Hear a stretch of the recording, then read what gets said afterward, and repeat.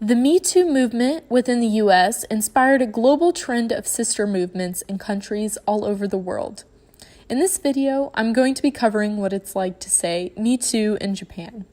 The hashtag entered the Japanese social media sphere through BuzzFeed. Yeah, I know those guys are good for something other than weird quizzes. BuzzFeed promoted the story of freelance blogger Hachu and her experience with sexual assault. In her blog post, Hachu accused her boss, a creative director at a famous advertising agency in Japan, of sexual assault. He was eventually removed from his position.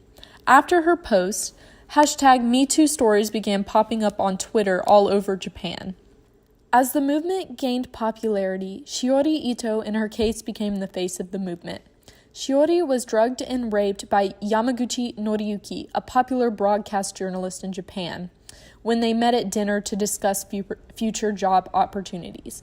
In trying to report her rape case, Ito grew frustrated about the legal proceedings of reporting and prosecuting rape in Japan. She has been vocal about her story in attempts to change rape laws in her book Black Box and through international media.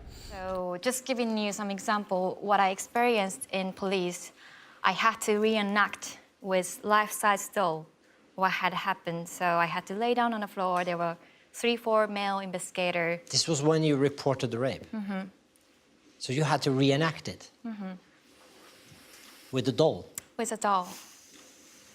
Some other problems with how the judicial system in Japan deals with rape is that consent is often determined by the victim's physical resistance, and Japanese courts are often likely to throw away charges that deal with home life or private matters, meaning a majority of the cases prosecuted are perpetrated by strangers.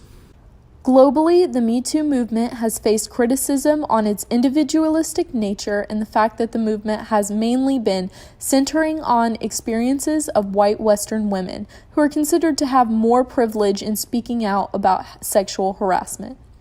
The individualistic nature and privilege of the movement has also stalled its progress in Japan. Many women are forced to remain silent or speak out anonymously. This is mostly due to the lack of job security and extreme online and physical harassment women face when speaking out. Hachu and Shiori Ito have the privilege of speaking out because they were working freelance or were in between jobs during the time of their sexual assault. But they have still received intense online backlash. The reason why we had to cover our identity is because we've been often targeted, and I have to say Me Too movement, to say Me Too is quite dangerous in Japan. So we came up to say We Too, so no one can target me or individual. So when we talk about Me Too in Japan, we should really be looking at We Too, or With You in Japan. The movement has taken this turn to help those in Japan become more aware and more likely to speak out about sexual harassment and assault. Protesters have started using the hashtag Watashi wa damaranai, or I will not be silent, in order to help keep the discussion of sexual harassment in Japan going forward. Respect and love equals no violence. 敬意と愛があれば暴力は生まれない。Imagine if this happens to your loved one, if this is your daughter.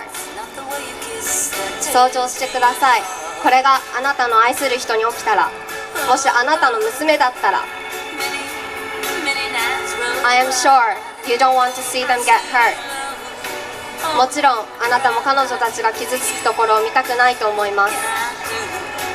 We can stop this from today. 私たちはそれを止められる今この瞬間から。Enough is enough. 以上です。